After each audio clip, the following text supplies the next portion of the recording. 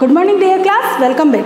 Previous video में हमने हमारा टेंस वाला टॉपिक स्टार्ट किया था, तो हमने एक फर्स्ट वाला जो टेंस पढ़ा था वो पढ़ा था प्रेजेंट सिंपल टेंस। तो प्रेजेंट सिंपल टेंस के अंदर हमने उसका फॉर्मूला और प्रेजेंट सिंपल टेंस में जो अफर्मेटिव सेंटेंसेस जैसे बनते हैं, अफर्मेटिव सेंटेंसेस में सिंपल सेंटेंसेस किस टाइप से बनते हैं वो मैंने आपको फॉर्मूला और एग्जाम्पल के थ्रू और रूल्स से सारे समझाए थे। तो आज हम इसको एक बार फिर से रिवाइज करके और इसके नेगेटिव सेंटेंसेस कैसे बनते हैं, इंट्रोगेटिव सेंटेंसेस कैसे बनते हैं वो मैं आपको बताती हूँ। अब सबसे पहले ये देखो, प्रेजेंट सिंपल टेंस में हमने क्या फॉर्मूला देखा था कि सब्जेक्ट लगाते हैं, सब्जेक्ट के बाद डायरेक्ट वर्ब की फर्स्ट फॉर्म लगाते हैं प्लस एस या ईएस लगाते हैं प्लस ऑब्जेक्ट लगाते हैं।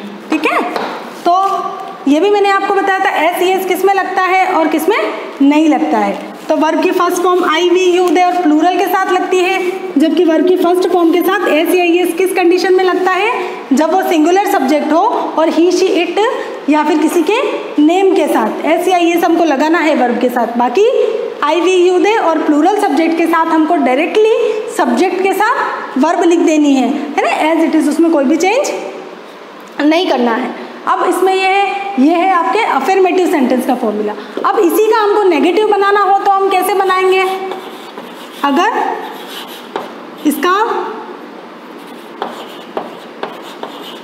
नेगेटिव सेंटेंस अगर हमको बनाना है तो हम कैसे बनाएंगे? देखो, सब्जेक्ट प्लस डू या does plus not plus verb की first form plus object. Negative है तो नॉट लगेगा ही, पर इसके साथ डू या डज का यूज होता है।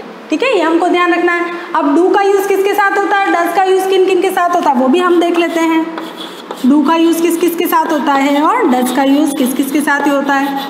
देखो, जैसा हमने वर्ब की फर्स्ट फॉर्म वाला रूल देखा था, आई वी यू दे, और अगर कोई प्लूरल सब्जेक्ट है, चिल्ड्रन, स्टूडेंट है ना, मोर देन वन, तो उसके साथ हम डू का यूज़ करेंगे। उसी तरह से डज हम किसके साथ लगाएंगे, ही शी इट, कोई नेम है या फिर सिंगुलर सब्जेक्ट है ना। तो ये आपके डू और डज का यूज हमें किस किस के साथ करना है ये देख ले। डू का use I we you they और प्लूरल सब्जेक्ट के साथ, डज का यूज ही शी इट, कोई नेम हो या फिर कोई सिंगुलर सब्जेक्ट हो उसके साथ हमको डज का यूज करना है। और सब्जेक्ट क्या है, ये सारे सब्जेक्ट मैंने यहाँ पे लिख दिए। सब्जेक्ट क्या होते हैं, ये सारे आई वी यू दे या फिर जो भी कोई प्लूरल है जो कोई एक्शन करते हैं, जैसे स्टूडेंट्स हो गए है ना, पीपल हो गए, भीड़ है कोई भी, एक मोर देन वन है, और ही शी इट कोई नेम हो गया या फिर कोई सिंगुलर पर्सन हो गया, तो उसके साथ हमको डज लगाना। अब एग्जांपल देख लेते हैं इनके, जैसे हैं आई डू नॉट ड्राइव, मैं कार नहीं चलाता हूँ। आई लगाया सब्जेक्ट, उसके साथ आई के साथ क्या लगाना है हमको, डू। नेगेटिव सेंटेंस है, नॉट लगाना है, आई डू नॉट ड्राइव। इसको आप इस तरह से भी लिख सकते हो, आई डोंट, है ना, आप इसको ऐसे भी लिख सकते हो, डोंट। डू नॉट या डोंट सेम थिंग होती है, आप इसको ऐसे भी लिख सकते हो। उसके बाद दे डू नॉट प्ले, वो नहीं खेलते हैं, है ना। डायरेक्ट देखो फॉर्मूला में, देखो वर्ब की फर्स्ट फॉर्म लगा रखी है हमने, सब्जेक्ट लगा रखा है, ये हमने सब्जेक्ट लगा दिया। डू या डज लगाना है, डू डज का रूल मैंने आपको बता दिया। उसके बाद नॉट लगाना है, नॉट लगा दिया हमने, वर्ब की फर्स्ट फॉर्म लगा दी प्लस ऑब्जेक्ट लगा दी। ठीक है, इस सेंटेंस को ऐसे भी लिख सकते, I do not drive the car, है ना, ऑब्जेक्ट ऐड कर सकते हैं हम इसके अंदर, है ना। यहाँ पे मैंने सिंपली आपको सिंपल सेंटेंस बता दी ताकि आपको जल्दी से समझ में आ जाएंगे। अब एज डज वाला भी बता देती हूँ, शी डज नॉट कुक, है ना, कि वो कुक नहीं करती है। एक सेंटेंस इधर और बता देती हूँ मैं आपको,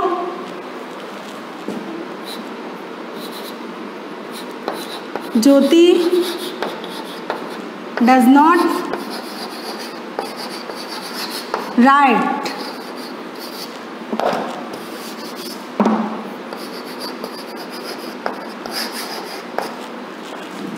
स्टूडेंट्स,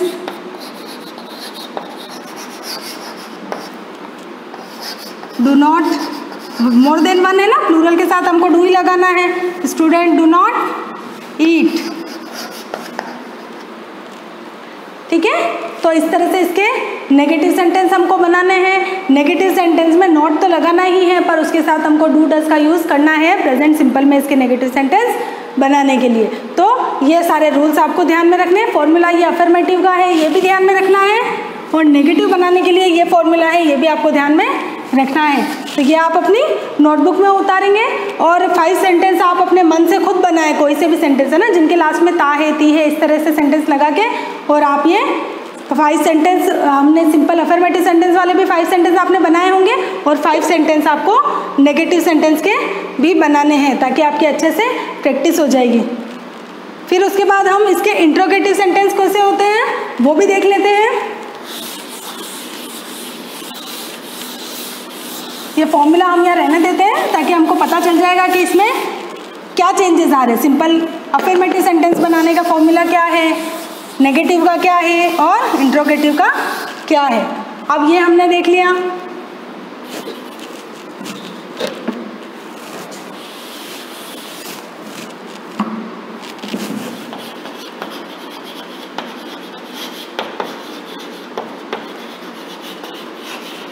ये था अफर्मेटिव।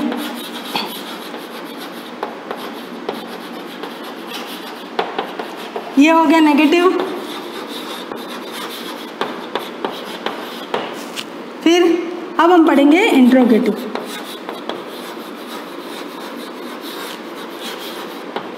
इंट्रोगेटिव किसमें बनता है? इसमें अब इसमें सिर्फ ये चेंज करना है, ये डू डज पहले आ जाएगा।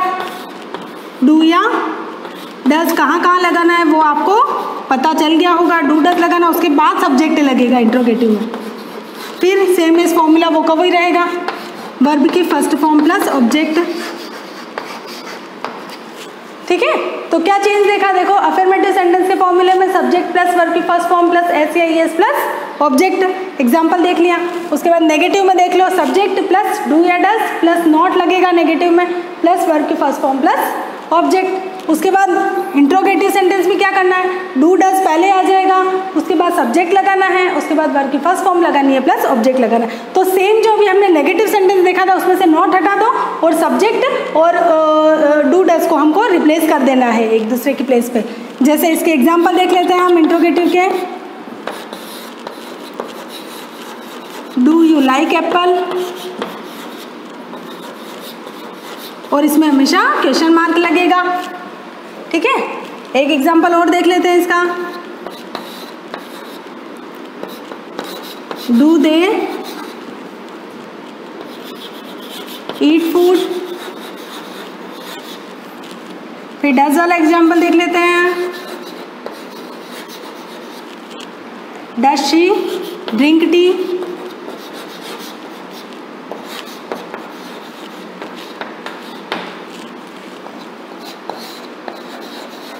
डज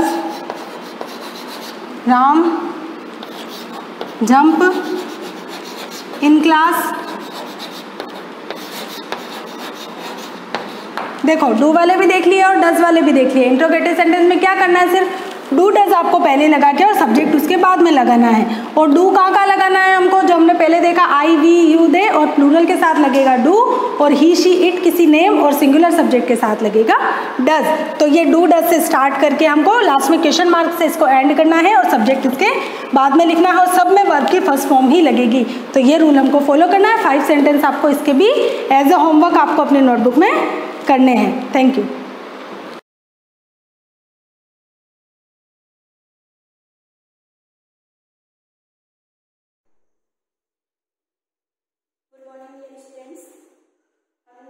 हमारा टॉपिक पिछली क्लासों से चल रहा है अव्यय, उसी को कंटिन्यू करेंगे आज हम।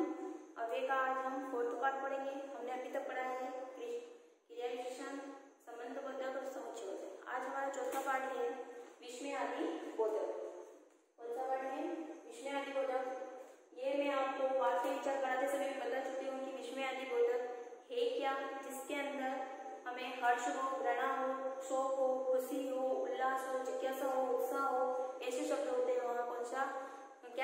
विस्मयादिबोधक शब्द कहलाते हैं। चौथा पार्ट है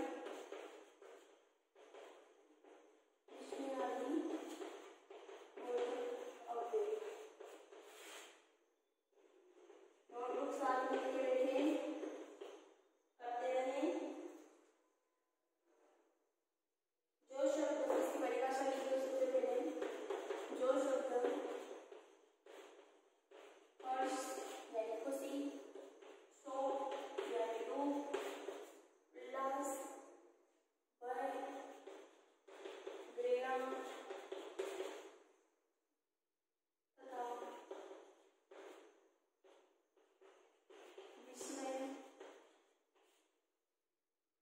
आदि भावों का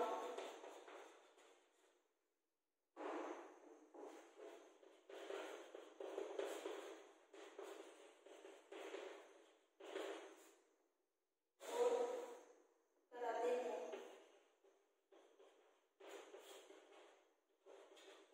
वे विस्मयादिबोधक कहलाते हैं।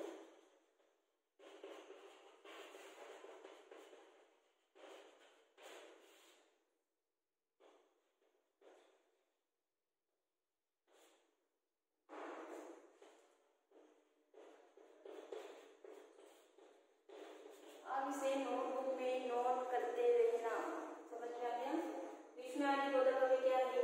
जो शब्द क्या बताए? हर्ष यानी खुशी, शोक यानी गम, भय, डर, घृणा जिसे हमें घृणा है, तथा विस्मय, आश्चर्य, उल्लास, जिज्ञासा होता है आदि भावों का बोध कराते हुए क्या कहलाते हैं? विस्मयादिबोधक अव्यय कहलाते हैं। अब विस्मयादिबोधक यहाँ पर जो हर्ष, शोक, भय, घृणा जो परिभाषा में दे रखा है वही इसके भेद है, और हमें एग्जाम में इसके भेद नहीं पूछते हैं। सिर्फ हमें क्या पूछते हैं कि इस वाक्य में कौन सा अव्यय है, तो आपको इसका एक चिन्ह है विस्मयादिबोधक चिन्ह, ठीक है। जहां ये लगे आप वहां बेझिझक पूरा प्रश्न पढ़ेंगे, आंसर दे सकते हो कि ये विस्मयादिबोधक ही अव्यय है। अब हम उदाहरण देखते हैं। जैसे पहला उदाहरण, नोटबुक में नोट भी कर सकते हो उदाहरण, ताकि आपको और अच्छे तरीके से समझ में आ जाए। वाह कितना सुंदर बगीचा है। अब वाह कैसे बोलेंगे हम इसे? वाह कितना सुंदर बगीचा है। तो यहाँ जो विस्मयादिबोधक चिन्ह लगा है वह ये कौन सा है? विस्मयादिबोधक अव्यय है। नदी में नहाने का मजा आ गया। मजा आ गया, मजा आ गया। कोई चीज हम जहाँ पर हम घूम रहे हैं या कुछ खा रहे हैं वहां हमें बहुत ही मजा आ जाए, तो क्या करें? मजा आ गया। तो ये कौन सा? विस्मयादिबोधक है। इसी तरीके से अरे अरे यहाँ बड़ा खतरा है। जैसे हम कहीं जा रहे हैं और वहां पर हम आगे आगे चल रहे हैं, पीछे पीछे हमारे साथी चल रहे हैं, और हमें वहां पर कुछ ऐसी चीज दिख गई जिससे हमें खतरा उत्पन्न हो, जिससे हमें डर लगे, तो वहां भय हो, तो हम क्या करेंगे? अरे यहाँ बड़ा खतरा है, यहाँ नहीं जाना। क्या करेंगे? अरे वहाँ बड़ा खतरा है, वहाँ नहीं जाना। तो यहाँ क्या है? भय। इसीलिए यहाँ पर ये अरे ये शब्द जो है वो क्या है? विस्मयादिबोधक अव्यय है। फिर हम कहते हैं जियो, खुश रहो, जियो खुश रहो। जब हम किसी को आशीर्वाद देते पैर छूते बड़ों के, या किसी को गुड मॉर्निंग कहते हैं तो विश करते हैं, तो वो हमें क्या देते हैं? बड़े हमारे आशीर्वाद देते हैं। तो क्या कहते हैं? खुश रहो, खुश रहो। वहां क्या है? विस्मयादिबोधक शब्द है। और कहे कि जियो, 1000 साल जियो, हमारी उम्र लग जाए, तो यहाँ जियो जो है वो क्या है? विस्मयादिबोधक शब्द है। कभी कभी हम कहते हैं सावधान, सावधान। किसी को हम क्या कर रहे हैं? सचेत कर रहे हैं कि सावधान, वहां कोई आने वाला है, तो वहां भी ये विस्मयादिबोधक है।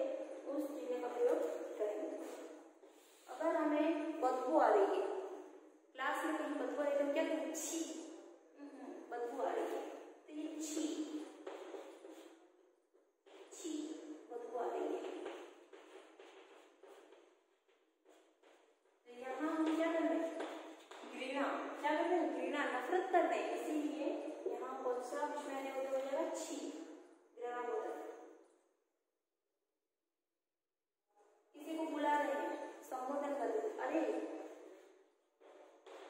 अरे इधर आओ, जैसे कोई बात है तो हम क्या कहते हैं, अरे इधर आओ इधर आओ। तो यहाँ अरे जो शब्द है वो भी क्या है, विश्वादिबोधक शब्द है। अब आपको अच्छी तरीके से समझ में आ गया होगा। अरे आप आ गए, अगर कोई अचानक से हमारे घर में आ जाए और हम क्या हो जाए, सरप्राइज हो जाए, तो वहाँ भी हम क्या करेंगे, अरे अरे आप आ गए, हाँ मजा आ गया। तो ये जो शब्द है वो क्या है, विश्वादिबोधक चिन्ह है, वो सब है। ये आप अपने नोटबुक में नोट डाउन कर लो, स्क्रीनशॉट लेना चाहते हो तो भी ले सकते हो। थैंक यू सो मच, आगे की क्लास में मिलते हैं। Thank you.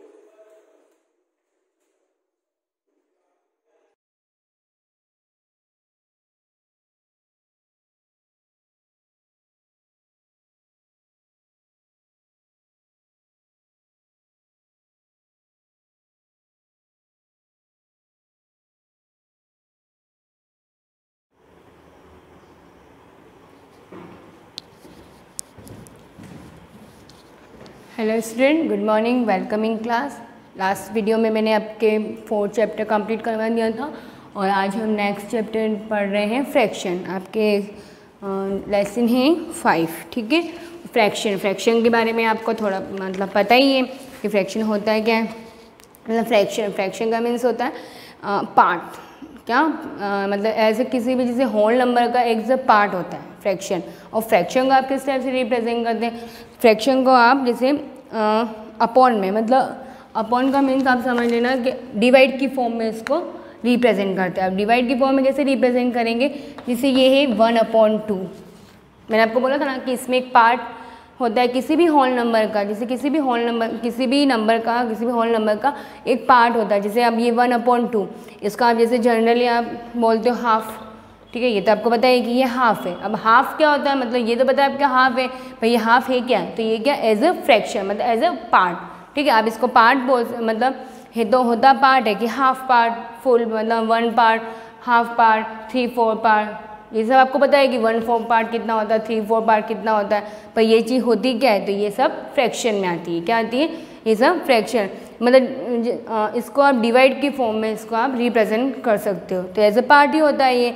और इसको आप क्या बोलोगे, फ्रैक्शन, मतलब इसमें मैथमेटिकल नेम दिया है कि ये फ्रैक्शन है, ठीक है। अब यहाँ पर जैसे देखना ये किस टाइप से पार्ट हुआ, अब इसको हाफ मतलब 1/2, इसको आप कैसे बोलोगे 1/2, 1/2, मतलब 1/2 मतलब 2 के ऊपर 1 है, ठीक है। अपॉन का मीन्स ऊपर होता है, तो 2 के ऊपर क्या है 1, ऑब्वियस 1 है। अब यहाँ पर देखना कि जैसे यहाँ पर इसको ये तो टोटल, इसको आप पूरा क्या बोलोगे, फ्रैक्शन बोलोगे। पर इन जैसे 1 और 2 इनको भी अलग अलग नेम दे रखे हैं। क्या दे रखा है, जैसे इस लाइन के अब जो ऊपर वाला नंबर है उसको आप क्या बोलोगे, न्यूमरेटर, क्या बोलोगे, न्यूमरेटर, ठीक है। और ये जो नीचे वाले लाइन से बिलो वाला जो नंबर है उसको आप क्या बोलोगे, डिनोमिनेटर। ये तो आपको पता ही है कि डिनोमिनेटर और न्यूमरेटर क्या होता है। और इन दोनों का जो कॉम्बिनेशन होता है वो क्या होती है, डैट इज कॉल्ड फ्रैक्शन। क्या होती है, फ्रैक्शन। अब ये पार्ट कैसे हुआ, अब ये फ्रैक्शन हो गया, ठीक है। मतलब इन दोनों कॉम्बिनेशन न्यूमरेटर विद डिनोमिनेटर, मतलब numerator and denominator, that is called fraction. Clear, मतलब इसको भी पर्टिकुलर नेम दे रखा है। अब जैसे यहाँ पर कोई पूछे आपको कि इसमें न्यूमरेटर क्या है, तो आपको बोलना है 1, यहाँ पर डिनोमिनेटर क्या है 2, फ्रैक्शन पूरी क्या है तो 1/2। क्लियर। अब ये पार्ट कैसे हुआ, जैसे मैं आपको एक एग्जांपल के थ्रू बताती हूँ। जैसे क्लास में जैसे केक है, ठीक है, कि क्लास में केक है। अब जैसे क्लास में एक केक को आपको डिवाइडेशन करना है, तो हम क्या करेंगे, इक्वली पार्ट में डिवाइडेशन, मतलब फ्रैक्शन में क्या होता है, इक्वली में डिवाइडेशन करना है। तो इक्वली में कैसे डिवाइडेशन करेंगे, अब जैसे आपके जैसे मैंने एक केक है उसको 4 स्टूडेंट में उसको डिवाइड करना है, 4 स्टूडेंट में उसको कि 4 पार्ट में इसको डिवाइड करना है, 4 है 6 है, जितने भी स्टूडेंट हैं उसके अकॉर्डिंग हम डिवाइड करेंगे। और जितने स्टूडेंट ज़्यादा होंगे तो उतना उसको क्या मिलेगा, कम मिलेगा, क्योंकि मुझे तो इक्वली करना है। जैसे स्टूडेंट हुए 40 क्लास में, तो इसका मतलब उसको थोड़ा थोड़ा मिलेगा। और स्टूडेंट हुए 10 तो उसको थोड़ा ज़्यादा मिलेगा, पर स्टूडेंट को मिलेगा इक्वल, पर उसको थोड़ा थोड़ा उसके कंपेयर में थोड़ा थोड़ा मिलेगा, ठीक है। तो जितनी ज़्यादा डिवाइडेशन होगा पार्ट में वो उतना ही कम उसको मिलेगा, ठीक है, ये चीज़ ध्यान रखना। अब यहाँ पर जैसे मैंने बाई चांस ये केक है, ठीक है, एक केक लिया, उसको मुझे 4 स्टूडेंट में उसको डिवाइड करना। अब 4 स्टूडेंट में डिवाइड करूँगी, मुझे इक्वली डिवाइड करना है, इक्वली डिवाइड करना है, तो मैं इसकी क्या कर दूँगी, इक्वली 4 पार्ट कर दूँगी। ठीक है, अब इसके मैंने 4 पार्ट डिवाइड कर दिया। पूरा है तो केक पूरा क्या है 1, जैसे पूरा केक कितना 1 केक है। ठीक है, अब मुझे इसके 4 पार्ट करने, मतलब इक्वली मैं 4 पार्ट कर दूँगी। तो पहला जो पार्ट होगा, पहले स्टूडेंट को मैं कितना पार्ट दूँगी 1/4। अब ये क्या हो जाएगा 1/4। सेकेंड पार्ट में इसको दूंगी तो ये कितना हो जाएगा 1/4। थर्ड पार्ट में दूंगी तो ये उसको भी 1/4 दे दूंगी, तो ये पूरा 1/4 दे। अब इसमें देखना, ये सबको मैं अलग अलग, जैसे मैंने बोल दिया कि तुम्हें कितना मिला 1/4 पार्ट, इसको तुम्हें कितना मिला 1/4, चारों को 1/4 पार्ट ही मिलेगा। ठीक है, 1/4 पर कैलकुलेशन कैसे होगा 1/4, फिर ये सेकेंड स्टूडेंट को जैसे दिया तो पूरा हाफ हो गया, मतलब केक पूरा हो गया। पहले स्टूडेंट को दे दिया, दूसरे स्टूडेंट को दे दिया, तो इसका मतलब हाफ केक क्या हो गया, फिनिश हो गया। फिर मैंने क्या किया, फिर ये दोनों रह गए, ये दोनों पार्ट रह गए, ये दोनों मैंने स्टूडेंट को दे दिया। अब ये वाला पार्ट मैंने दिया, तो इसका मतलब 3/4, मतलब ये वाला पार्ट अब जैसे मैंने एक स्टूडेंट को दे दिया, तो इसका मतलब कितने पार्ट यहाँ से फिनिश हो गए 3/4, 1/4, ये हो गया 2/4, मतलब 1/4 2/4, 2/4 का मीन्स वही हाफ हो गया पूरा। ठीक है, ये पूरा हाफ हो गया। फिर एक पार्ट और मैंने कर दिया, जैसे 1/4 2/4 3/4 और 4/4, 4/4 जैसे आएगा तो वो 1 हो जाता है, मतलब पूरा फिनिश। क्लियर, तो यहाँ पर 1/4 हो गया, इसका मतलब 3/4 पार्ट, अब 3/4 पार्ट फिनिश हो गया। अब एक नेक्स्ट स्टूडेंट को दिया मैंने, 4th नंबर वाले स्टूडेंट को दिया। अब जैसे मैंने इसको 4/4 मतलब 4th नंबर वाले स्टूडेंट को दिया, तो ये मतलब जैसे पूरा क्या हो गया यहाँ पर कंप्लीट, मतलब केक पूरा क्या हो गया यहाँ पर फिनिश हो गया। क्लियर, तो इस टाइप से आपको इसमें इसको सॉल्व करना है। तो यहाँ पर देखना,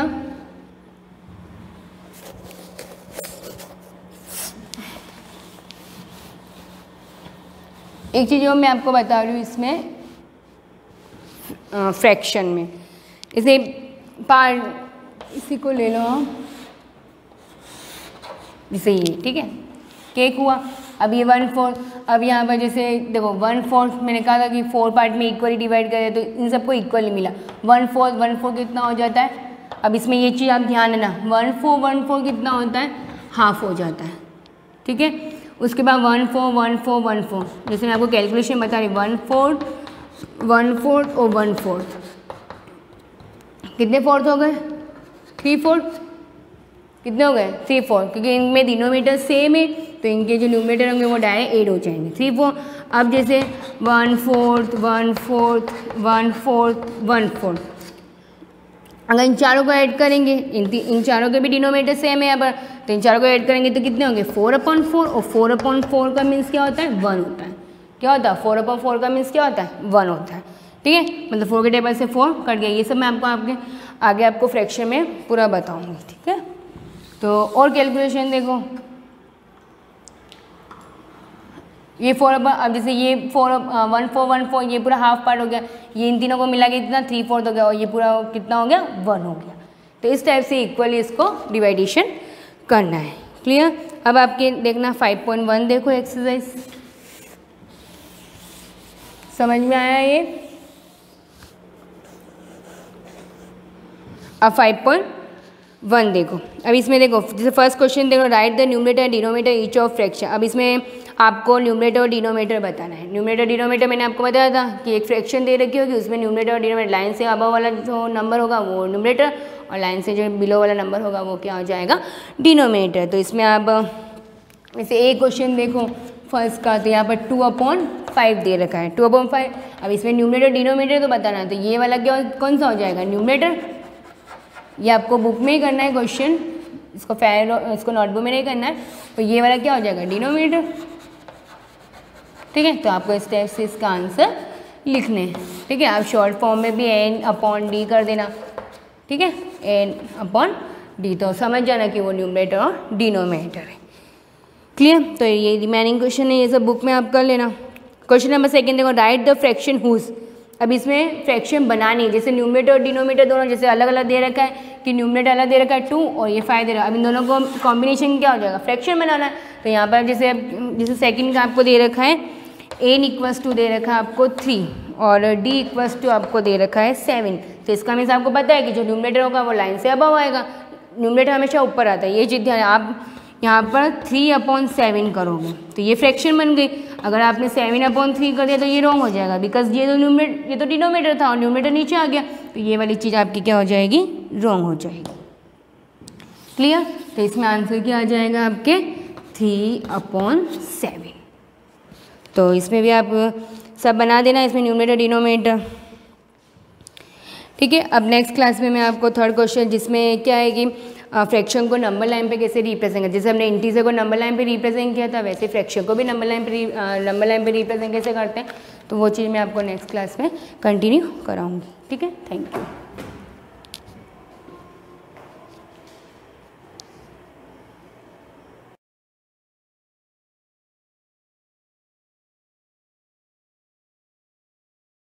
good morning class 6, living organism and their surrounding का एंड पॉइंट चल रहा है हमारा। एडप्टेशन इन एनिमल्स पढ़ रहे थे हम। एडप्टेशन इन प्लांट के बाद सेकंड पार्ट है हमारा एनिमल्स में एडप्टेशन कैसे होते हैं। यानी पहले बात की थी जैसे कि डेजर्ट और कोल्ड रीजन में कैसे कौन कौन से प्लांट वहाँ पर ग्रो करते हैं, तो हाइड्रोफाइट्स, मीजोफाइट्स, डेजर्ट वाले जीरोफाइट्स वगैरह सारे हमने एग्जाम्पल देख लिए, उनको क्लासीफाई किया था। अब एडप्टेशन इन एनिमल्स का देखते हैं, तो उनमें से भी दो चीज़ें मैंने आपको क्लियर करवा दी थी, aquatic animal and then amphibians. Aquatic animals, जो animals survive in water, animals which survive in water is known as aquatic animal. जैसे यहाँ पे एग्जाम्पल थे amphibians, animals living both and on land and in water, वो animals जो land और water दोनों पे सर्वाइव कर सकते हैं, एम्फीबियंस कहलाते हैं। एम्फी का मीनिंग होता है बायोस, एम्फी का मीनिंग होता है बोथ, और बायोस का मतलब होता है लाइफ, यानी जिन एनिमल्स की दोनों हैबिटेट पे लाइफ पॉसिबल है, वाटर पे भी एज वेल एज लैंड पर भी, तो वो एनिमल्स एम्फीबियंस में आते हैं। उसके बाद इनके एग्जाम्पल देख लिए हमने। अब थर्ड स्टेप है हमारा, थर्ड टाइप है डेजर्ट और ज़ेरिक एनिमल। जैसे डेजर्ट में उगने वाले प्लांट्स को हम एक टर्म देते हैं जीरोफाइट्स, तो यहाँ पर जीरो SXERO है ना, जीरोफाइट्स वाले प्लांट। लेकिन डेजर्ट में सर्वाइव करने वाले एनिमल्स को हम क्या बोल सकते हैं, xeric animal. Desert animals such as camel, desert foxes, desert में रहने वाली फॉक्सेस कुछ अलग होती है, kangaroo rats etcetera have special adaptations to live in extremely hot climate. यानी कि ये जो डेजर्ट एनिमल होते हैं जैसे फॉक्स, कंगारू, रैट, ये सारे एनिमल डेजर्ट में सर्वाइव कर सकते हैं। इसलिए करते हैं क्योंकि इनमें स्पेशल टाइप की कुछ एडेप्टिव फीचर्स होते हैं। एडेप्टिव फीचर्स वो फीचर होते हैं जिनकी वजह से वो एनिमल वहाँ पर सर्वाइव करने के लिए कैपेबल होता है। अगर वो फीचर्स उन एनिमल्स में से हटा दिए जाए, मतलब एज एग्जाम्पल कि एज ए थिंग हम मान लेते हैं कि अगर किसी एनिमल में, जैसे कैमल की बात कर लेते हैं हम, तो कैमल की स्किन जो होती है वो बहुत ज़्यादा थिक होती है, इतनी ज़्यादा थिक होती है कि उसकी बॉडी को अंदर हाई टेम्परेचर फील नहीं हो पाता। तो ये सबसे बेसिक एग्जाम्पल है, बेसिक कैरेक्टर है इसका, जिसकी वजह से वो ज़्यादा टेम्परेचर में भी सर्वाइव कर सकता है। एज़ कम्पेयर हम अगर हमारे एरिया के एनिमल्स को देखें, तो हमारे एरिया के एनिमल्स की स्किन कैमल के कंपैरिजन में इतनी ज़्यादा थिक नहीं होती। अब हम extremely cold region, polar region में चले जाएं, तो वहाँ के जो एनिमल्स होते हैं, वहाँ के एनिमल की भी स्किन थिक होती है, फैटी स्किन होती है, बट उसके साथ साथ उनकी बॉडी पर बहुत ही ज़्यादा घने जो हेयर्स होते हैं, बाल होते हैं, वो पाए जाते हैं। वो इसलिए पाए जाते हैं ताकि वो एक्सट्रीमली कोल्ड रीजन में सर्वाइव कर सके, ताकि बालों से क्या होती है, वार्मनेस प्रोवाइड होती है एनिमल बॉडी को। तो बहुत ज़्यादा हेयर्स की ग्रोथ होगी, जितनी ज़्यादा होगी उस एनिमल को क्या मिलेगा, वार्मनेस मिलेगी। लेकिन कैमल की बॉडी पर बाल बहुत कम होते हैं, हेयर्स उसकी स्किन पर। क्यों? अगर उसकी बॉडी पे ऑलरेडी कोई ब्लैक या ऐसे बहुत सारे बाल है, तो वो ज़्यादा हीट को एब्जॉर्ब करेगा। तो कैमल को तो ऑलरेडी हीट एरिया में रहना है, तो वहाँ पर टेम्परेचर बहुत ज़्यादा होता है, इसलिए उसकी स्किन जो होती है कैसे होती है, ठीक होती है, पर हेयर ग्रोथ जो होती है वो कम होती है। तो ये बहुत बेसिक एग्जाम्पल है जो आपको बुक में नहीं मिलेंगे, ये आपको समझने के लिए। अंदर से देखा जाए इनकी बॉडी में ऐसे कौन से एडेप्टिव फीचर्स होते हैं, तो जैसे कैमल होता है तो इसकी बॉडी पर एक एक्स्ट्रा हम्प होता है यहाँ पर, है ना, शोल्डर के ऊपर, यानी जैसे ही नेक पोर्शन खत्म होता है यहाँ पर एक ऊंचा सा हम्प बना होता है, वहाँ पे एक्स्ट्रा फैट जो होता है वो जमा होता है। जैसे ही एक्स्ट्रा फैट पूरा बॉडी का वहाँ जमा होगा, धीरे धीरे वो फैट का ब्रेक डाउन होगा और उससे उनको वाटर के मॉलिक्यूल मिलेंगे। मतलब ये कि ऐसा नहीं होता हम दिमाग में ऐसी थिंकिंग बनाते हैं कि जो एनिमल्स डेजर्ट एरिया में रहते हैं जैसे कैमल, उनकी बॉडी में ऐसी कोई बैग होती है जहाँ पे वो एक्स्ट्रा पानी भर के रख देते हैं। एक्स्ट्रा पानी भर के नहीं रखते हैं वो अपनी बॉडी में हम जो होता है यहाँ पर उनके बने हुए, उसमें वो फैट को जमा करके रखते हैं। जैसे जैसे ज़रूरत पड़ती है उनको पानी की, वाटर की, जब उनको पानी नहीं मिलता तब वो फैट का ब्रेकडाउन करके उस पानी की जो अवेलेबिलिटी, पानी की जो कमी होती है उसको वो कंप्लीट फुलफिल कर देते हैं। तो इस तरह से इनके अंदर बॉडी में ऐसे एडेप्टिव फीचर्स होते हैं जिनकी वजह से वो वहाँ पर सर्वाइव करने के लिए कैपेबल होते हैं। तो यहाँ इसीलिए लिखा है have special adaptations to live in. तो स्पेशल एडेप्टेशन के बेस पर मैंने आपको 2-3 एग्जाम्पल दिए। तो हर तीनों के एग्जाम्पल आ गए, इसमें पोलर रीजन के भी, हॉट डेजर्ट एरिया के भी, extremely hot climate, many desert animals are nocturnal. Underline करना आप और इसको भी अंडरलाइन करना, पहले इस पर ब्लॉक बनाना है ना पेंसिल से। नॉक्टर्नल का मीनिंग होता है एक्टिव एट नाइट, इसीलिए डेजर्ट में रहने वाले एनिमल्स नॉक्टर्नल प्रोसेस शो करते हैं। नॉक्टर्नल प्रोसेस का मीनिंग होता है एक्टिव एट नाइट, मतलब ये कि नाइट टाइम में ही ये एक्टिव होते हैं, बाकी डे टाइम में ये डीएक्टिव हो जाते हैं। डीएक्टिव का मीनिंग है इनका जहाँ पे भी लिविंग प्लेस होगा, चाहे कुछ एनिमल्स जैसे होते हैं डेजर्ट एरिया में बहुत सारे स्कॉर्पियन यानी बिच्छू वगैरह रहते हैं, तो वो बिच्छू वगैरह सारे जो भी एनिमल्स सर्वाइव वहाँ पर करते हैं वो सारे दिन के टाइम में रेत के नीचे या भील में या केव्स में वगैरह दबे हुए रहते हैं। जैसे ही नाइट टाइम होता है वो एक्टिव होके बाहर निकलते हैं और नाइट टाइम में ही अपना फीडिंग का यानी फूड लेने का काम खत्म कर देते हैं। जैसे ही डे होगा, सनलाइट रेत पर गिरेगा, रेत बहुत ज़्यादा गर्म हो जाती है, तो वो डे टाइम में डीएक्टिव हो जाते हैं, नाइट टाइम में एक्टिव हो जाना कहलाता है nocturnal. To avoid the heat of day time, nocturnal क्यों शो करते हैं? ताकि दिन की गर्मी को वो अवॉइड कर सके। The excretes concentrated urine and dry faces. When water is not available, camel do not produce urine at all. ये भी इनका फीचर है कि जब कैमल को पहली बात तो ये कि जो एनिमल्स डेजर्ट एरिया में सर्वाइव करते हैं उनका यूरिन बहुत ज़्यादा कंसनट्रेटेड होता है। कंसनट्रेटेड का मीनिंग होता है, एक वर्ड होता है डाइल्यूट। डाइल्यूट का मतलब वो होता है जो इम्प्योरिटीज होता है, मतलब ये कि उसमें वाटर अमाउंट ज़्यादा होता है। कंसनट्रेटेड का मतलब होगा प्योर, मतलब उसमें प्योर सॉल्ट, यूरिया और फुल एक्सेसिव मटेरियल ही होगा। इसके अलावा उसकी बॉडी का एक्स्ट्रा पानी उनके यूरिन से बाहर नहीं निकलेगा, मतलब एक्सेसिव वाटर नहीं निकलेगा। इसलिए इनका जो यूरिन होता है वो कैसा होता है? कंसनट्रेटेड होता है, ताकि बॉडी का पानी बाहर ज़्यादा वेस्ट ना हो। और जिनकी जो फेसेस होती है, एक्स्ट्रा सॉलिड वेस्ट मटेरियल जो होता है खाना खाने के बाद, फूड वेस्ट मटेरियल, वो इनका ड्राई फॉर्म में होता है। वहाँ पर भी पानी को ये एक्सेसिव लॉस नहीं हुए देते। When water is not available, camels do not produce urine at all. जब कैमल को ज़्यादा पानी नहीं मिल पाता है तो कैमल की बॉडी ऑटोमेटिकली, ऐसा ये डिसाइड नहीं करता कि अब मुझे ऐसा करना है, इनकी बॉडी में ऐसे फीचर्स, ऐसे ऑर्गन्स बने होते हैं जो अगर पानी का अमाउंट इनको ज़्यादा ना मिले तो अपनी बॉडी से ये ज़्यादा यूरिन को एक्सेस भी नहीं कर पाते। हमारी बॉडी में भी तो सेम होता है, हम ज़्यादा पानी पीते हैं तो हम यूरिन को ज़्यादा एक्सक्रीट करेंगे, same just as in there. When it is available, they rehydrate themselves by drinking up to 80 liters of water in 10 minutes. इनकी बॉडी में इतनी कैपेसिटी होती है कि 10 मिनट्स में 80 लीटर पानी ये पी सकते हैं एक साथ। तो जब भी इनको पानी पीने का मौका मिलेगा ये क्या करते थे? पानी को ड्रिंक कर सकते हैं। Animals in extremely cold climate. अब आपका 4th कैटेगरी है, 1st, 2nd, 3rd, तो आप इसके नोट्स बनाते जाना। डेजर्ट एनिमल में ये सारे एग्जाम्पल लिख देना और आप ये पॉइंट लिख देना नॉक्टर्नल। अब 4th लिखोगे आप नोट्स में, extremely cold climate, animals like polar bear, penguin, etc. which inhabit polar region have adaptations to survive in extremely low temperature. मतलब पोलर बियर और पेंगुइन दो एग्जाम्पल दिए इसने, जो एक्सट्रीमली कोल्ड क्लाइमेट में सर्वाइव करते हैं, पोलर रीजन में रहते हैं, एक्सट्रीमली लो टेम्परेचर यानी बहुत डाउन टेम्परेचर के साथ सर्वाइव कर सकते हैं, और साथ में स्नो भी हो अगर वहाँ पर तो ये एनिमल वहाँ पर इजीली सर्वाइव कर सकते हैं।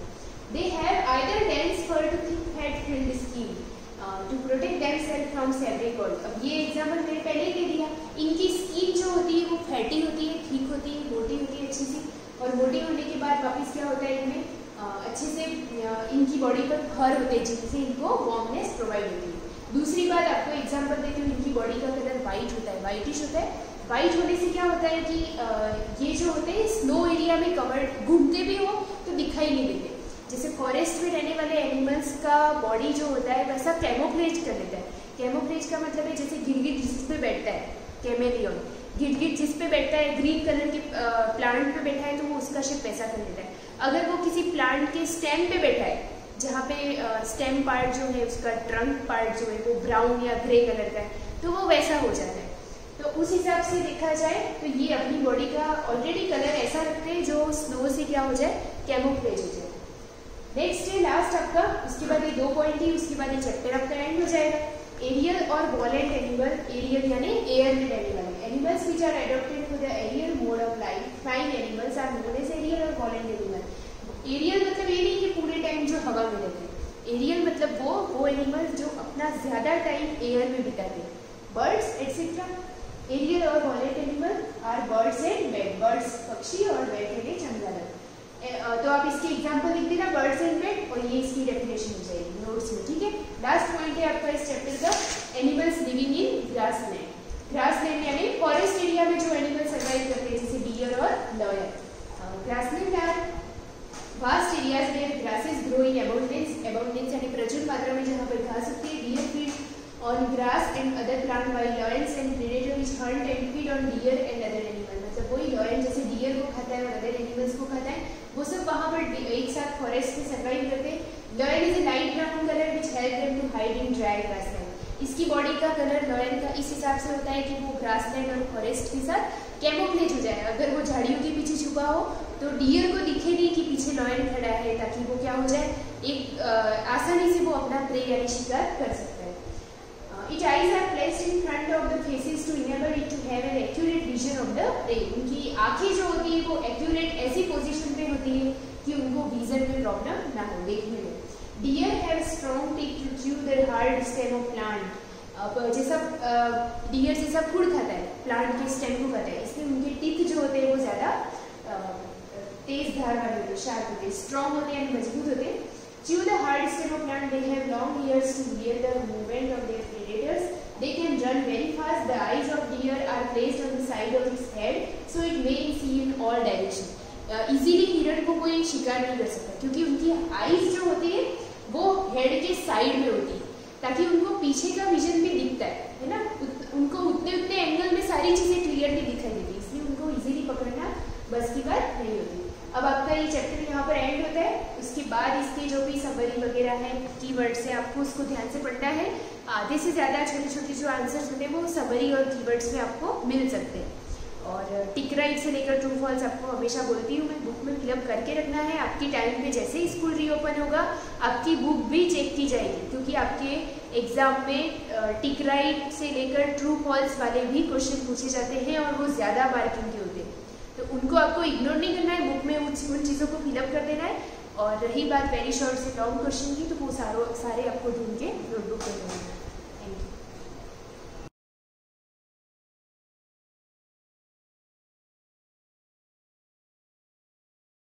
गुड मॉर्निंग स्टूडेंट्स, हम ज्योग्राफी का थर्ड चैप्टर पढ़ रहे थे, रोटेशन एंड रिवोल्यूशन। इसके अंदर हमने रोटेशन क्या होता है, रिवोल्यूशन क्या होता है, उसके बारे में देख लिया था। लास्ट पार्ट में जो हमने पढ़ा था वो सीजन्स के बारे में पढ़ा था, सीजन किस कारण से बनते हो, कैसे बनते हैं, ठीक है। तो हमने फर्स्ट इसका एक ही पैराग्राफ रीड किया था।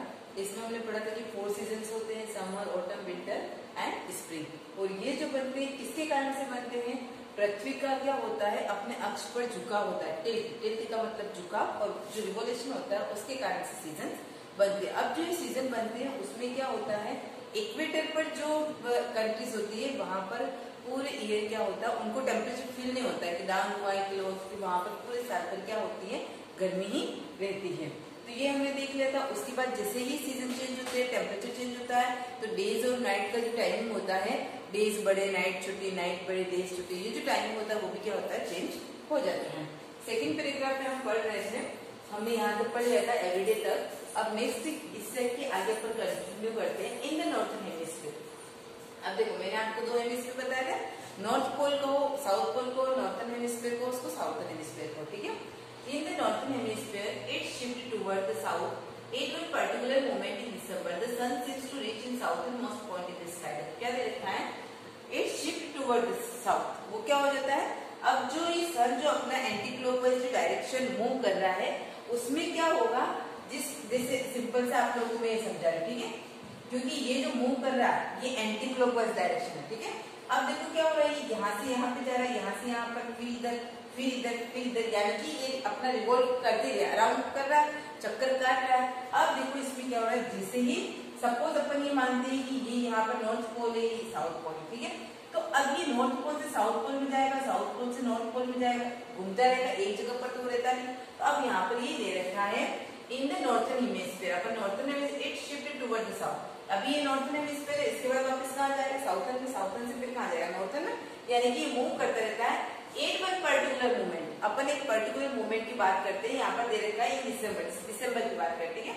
The sun seems to reach in the southernmost point in the sky। तो इस समय सूर्य कहाँ पर होगा, ये साउथ पार्ट है अपना, साउथर्न पार्ट के southern most point in the sky, यानी कि इसका जो मेन पॉइंट है वहां पर ये आ जाएगा, यानी कि पृथ्वी मूव करते करते कहाँ पर आ जाएगी, साउथर्न मोस्ट। कब की बात करें, दिसंबर की बात करें, ठीक है। उसी प्रकार से देखा है after this it began it's journey back northward, ठीक है। फिर से वापस ये कहाँ पर जाएगा, नॉर्थ डायरेक्शन में जाएगा। At the extreme south and north position of its journey, the sun seems to stop before changing direction, ठीक है।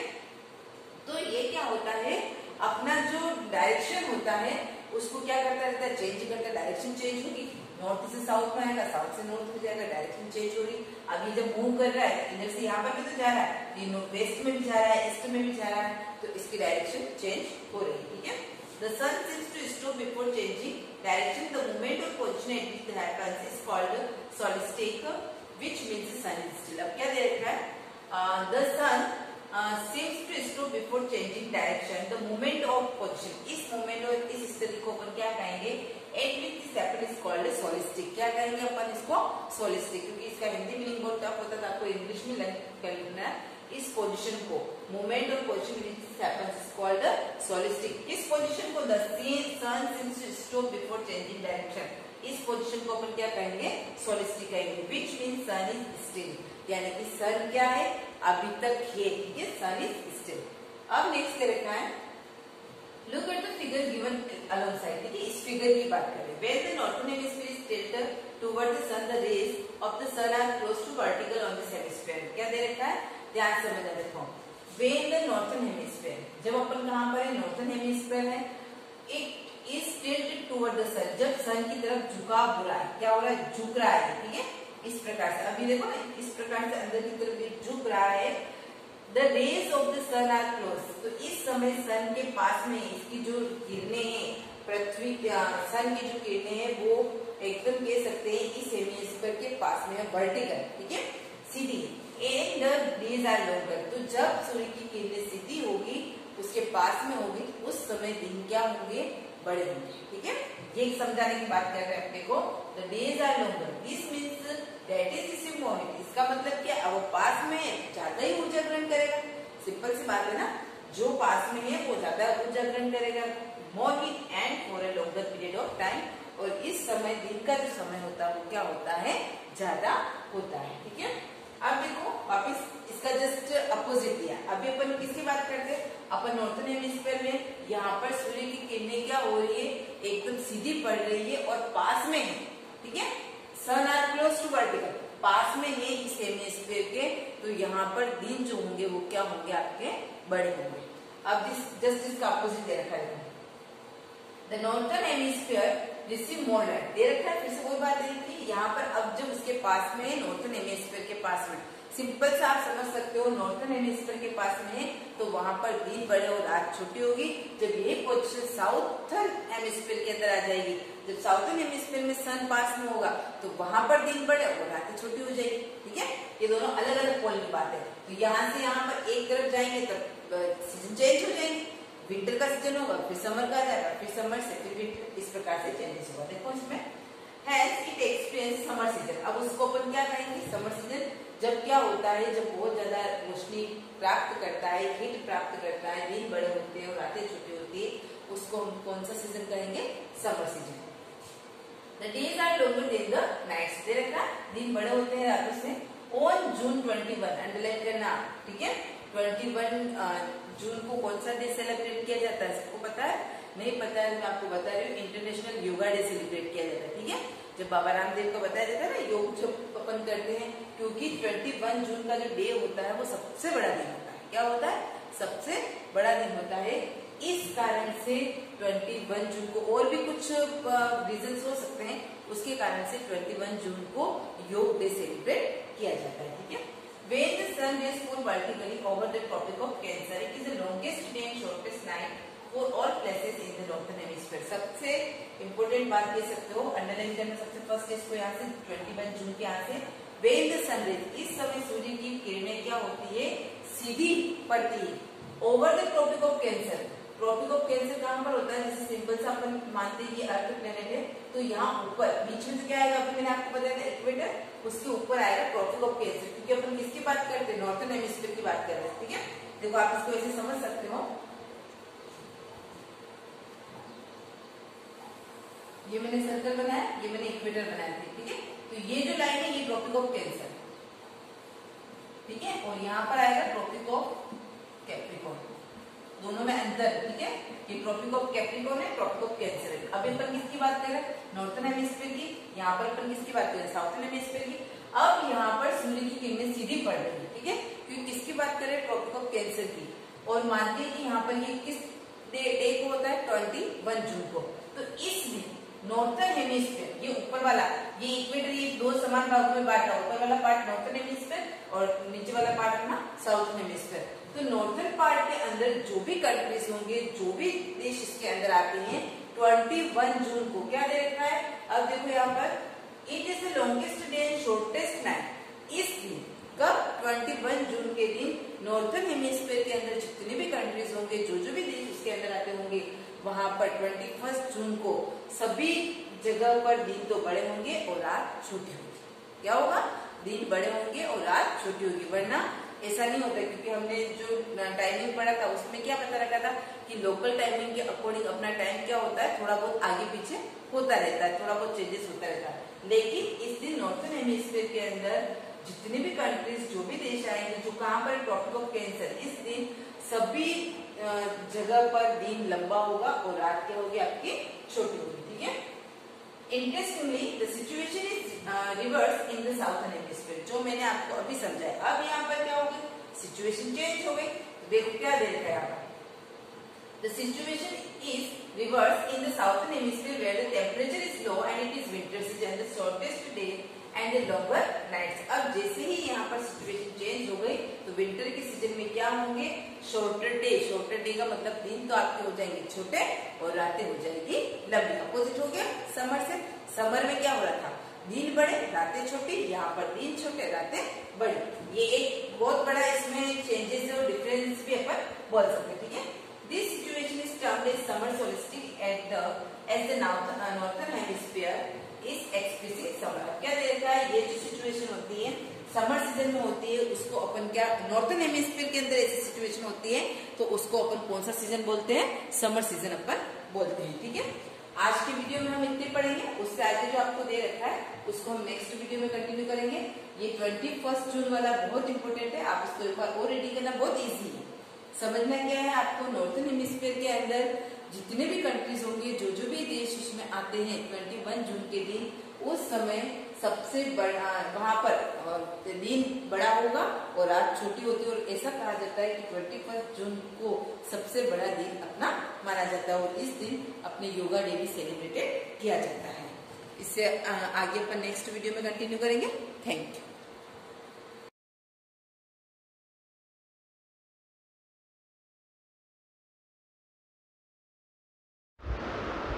Good morning students.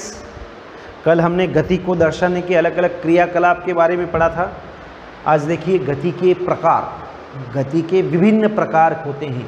जैसे आप सीधी सड़क पर वाहन की गति, अगर कोई सीधी सड़क है तो वहाँ पर जो वाहन की गति हो रही है वह सरल रेखीय गति कहलाती है। किसी परेड में सिपाही के मार्च पास्ट की गति, जैसे मार्च पास्ट करते हैं ना सिपाही, तो एक ही लाइन में चलते हैं, तो इस प्रकार की गति को हम सरल रेखीय गति कहते हैं। गिरता पत्थर का प्रक्षण, यानी कि कोई अगर पत्थर अगर नीचे की ओर गिरता है, ऊपर से हम फेंकते हैं तो एकदम सीधा ही नीचे की ओर गिरता है, तो इस प्रकार की गति को भी हम सरल रेखीय गति कह सकते हैं। 100 मीटर दौड़ में जो 100 मीटर की दौड़ की प्रतियोगिता होती है उसके अंदर जो धावक दौड़ता है एकदम सीधा, तो वह भी सरल रेखीय गति के उदाहरण थे। इस प्रकार हम अलग अलग सरल रेखीय गति के उदाहरण देख सकते हैं। जैसे देखो वाहन चल रहे हैं एकदम सीधी रेखा में, मार्च पास्ट हो रहा है, तो इन सभी उदाहरणों की सहायता से हम देख सकते हैं कि वस्तुएं सरल रेखा के अनुरेश गति कर रहे हैं, एक सरल रेखा में ही, सीधी रेखा में ही गति कर रहे हैं। अब देखिए नेक्स्ट, एक पत्थर लीजिए, एक आपको पत्थर लेना है, उसको एक धागे से बांध लीजिए, पत्थर को लेकर धागे से बांधकर हाथ से घुमाना है। तो ये किस प्रकार की गति है? पत्थर को हमने धागे से, डोरे से बांध दिया, उसको घुमाया, तो ये किस प्रकार की गति कहलाएगी? ये वृत्तीय गति, वृत्तीय पथ पर है ना, यानी कि पत्थर लेना, धागे से बांधिए तथा अपने हाथ से तेजी से घुमाइए। इस प्रकार की गति को ध्यान से देखिए, हम देखते हैं कि पत्थर की वृत्तीय गति के अनुरेश गति कर रहा है। अब नेक्स्ट देखिए आप, वर्तुल गति है ना, इस गति में पत्थर की आपके हाथ से दूरी समान रहती है। इस प्रकार की गति को हम वर्तुल रेखीय गति कहेंगे, वर्तुल रेखीय गति कहेंगे। जैसे वर्तुल रेखीय गति के कुछ वस्तुएं देखिए आप, दिशा सूचक जो यंत्र होता है वह पंखा है ना, रहड़ के द्वारा वो पानी बाहर निकाल रहे हैं, तो इस प्रकार की जो गति है वह वर्तुल रेखीय गति कहलाती है। बिजली के पंखे की पंखुड़ियों पर अंकित किसी चिन्ह की गति किस घड़ी के सेकंड की सुई की गति वर्तुल गति के उदाहरण है। घड़ी का जो सुई है वह भी उस ओर ही गति कर रहा है, पंखा भी उसी ओर गति कर रहा है, तो इस प्रकार जो गति करता है ना, यानी कि इस प्रकार की गति को हम वर्तुल गति कहेंगे। बिजली का पंखा हुआ या घड़ी की सुई हुई, घड़ी एवं बिजली का पंखा अथवा घड़ी स्वयं एक स्थान से दूसरे स्थान तक गति नहीं करते, परंतु पंखे की पंखुड़ियाँ घूर्णन करती है तथा ऐसा ही घड़ी की सुइयाँ भी करती है। यदि हम पंखे की पंखुड़ियाँ और घड़ी की सुइयों पर कहीं किसी प्रकार का कोई चिन्ह अंकित कर दें तो घूर्णन करते समय भी पंखे और घड़ी के केंद्र से एक चिन्ह की दूरी समान रहेगी। देखिए इसमें क्या है,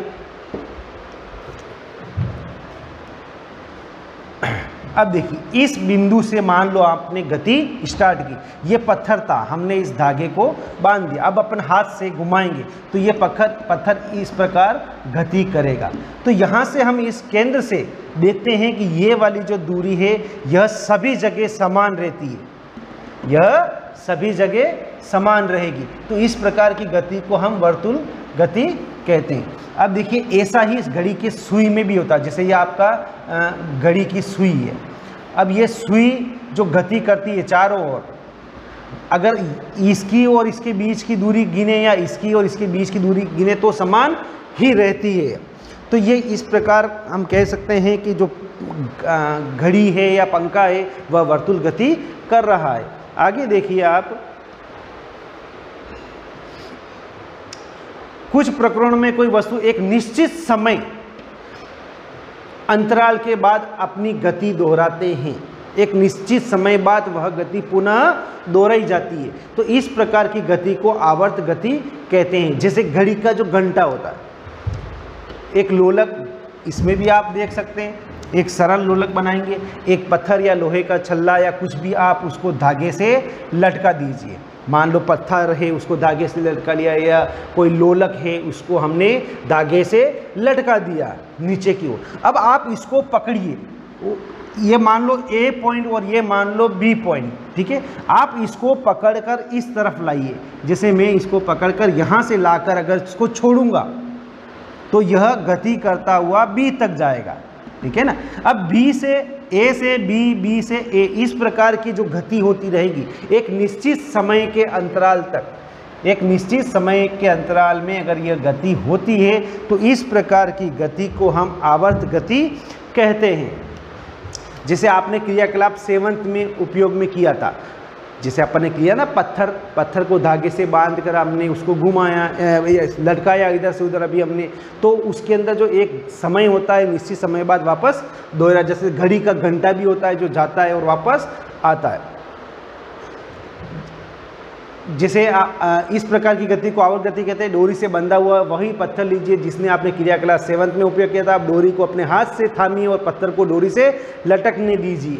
अब यह लोलक है, क्या है, लोलक। जैसे हमने देखा था, दूसरे हाथ से पत्थर को एक तरफ खींचिए और फिर स्वतंत्र गति करने के लिए छोड़ दीजिए। लोलक की यह गति आवर्त गति का एक उदाहरण है। वृक्ष की शाखाओं पर इधर उधर लहराना, झूला झूलते बच्चों की गति। अब जैसे झूले में झूल रहे है ना, झूला जा रहा है और वापस आ रहा है, इस प्रकार की जो गति होती है एक निश्चित समय के अंतराल में।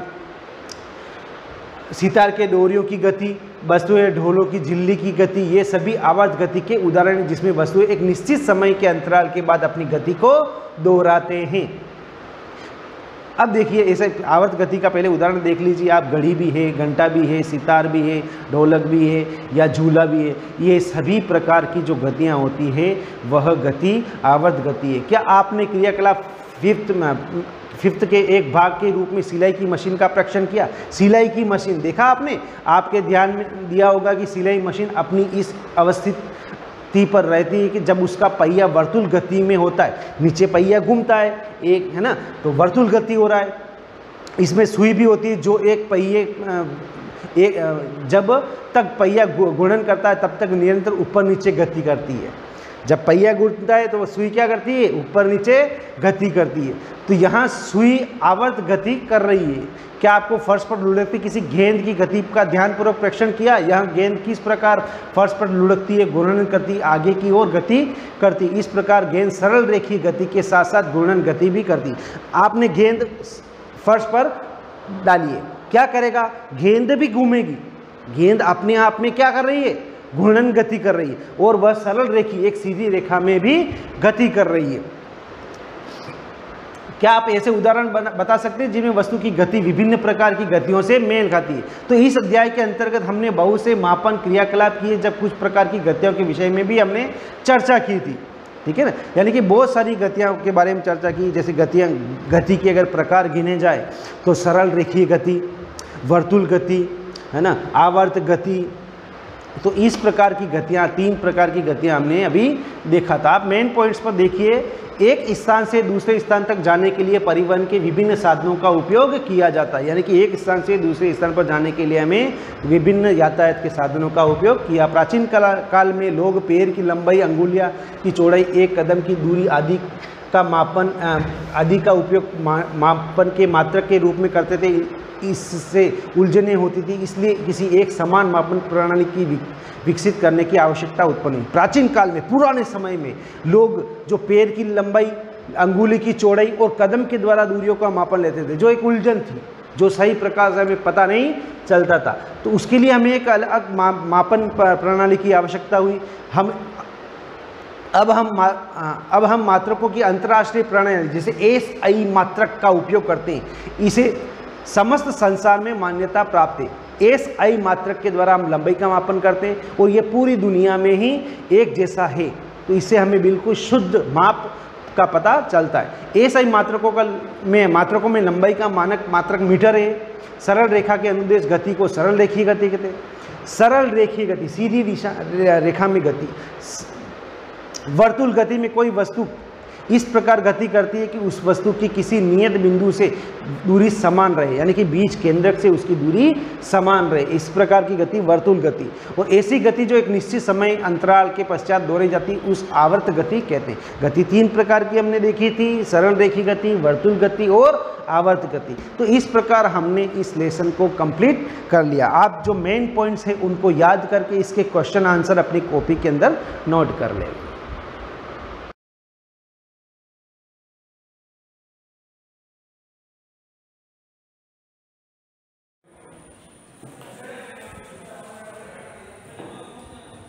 Good morning class. जैसा कि अपन पढ़ रहे हैं चैप्टर आधारभूत ज्यामिति अवधारणा, जिसके अंदर मैंने आपको लास्ट टाइम वक्र के बारे में बताया था। आज जिसके लिए आगे बता रहा हूँ। अपन पढ़ रहे हैं बहुभुज। बहुभुज क्या होता है? सबसे पहले बहुभुज के बारे में आपको जानकारी बता देता हूँ। ध्यान रखना, बहुभुज, बहुभुज का नाम से पता होना चाहिए। बहु का मतलब होता है बहुत सारे और भुज का मतलब होता है भुजा। बहु का मतलब होता है बहुत सारी और भुजा का मतलब होता है भुजा। ठीक है, बहुभुज। बहुभुज का अर्थ होता है कि जिसके अंदर क्या होता है, सबसे सिंपल बता देता हूँ, 3 या 3 से अधिक भुजाओं से बनी बंद आकृति। ठीक है, ध्यान रखना, 3 या 3 से अधिक भुजाओं से बनी बंद आकृति। 3 से अधिक भुजाओं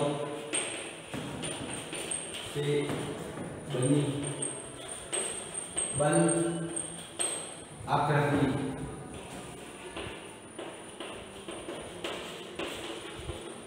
बहुभुज कहलाती है। ठीक है, जिसके अंदर क्या होगा, 3 भुजा होगी, 4 भी हो सकती है, 5 भी हो सकती है, 6 भी हो सकती है, 7 भी हो सकती है। जैसे देखो ये भुजा, ये 2 भुजा, ये 3 भुजा, 3 या 3 से अधिक भुजाओं से बन जाएगा, बन आकृति किसी ऊंची बन। ठीक है, त्रिभुज हो गया, मान लो चतुर्भुज हो गया ये, ठीक है, पंचभुज हो गया ये, 1 2 3 4 5, षटभुज हो गया जिसके अंदर 6 भुजाएं, यानी 3 या 3 से अधिक भुजाओं से बनी बन आकृति क्या कहलाती है, बहुभुज। ठीक है, ये होगी बहुभुज की बात। अब बहुभुज के अंदर देखो, इसके अंदर भुजाएं के बारे में बताएंगे, शीर्ष के बारे में बताऊंगा, किरण के बारे में बताऊंगा। एक आपको डायग्राम दिख रहा है, देखो, जिसके बारे में अपन चर्चा करेंगे। देखो एक डायग्राम बता रहा हूं मैं आपको,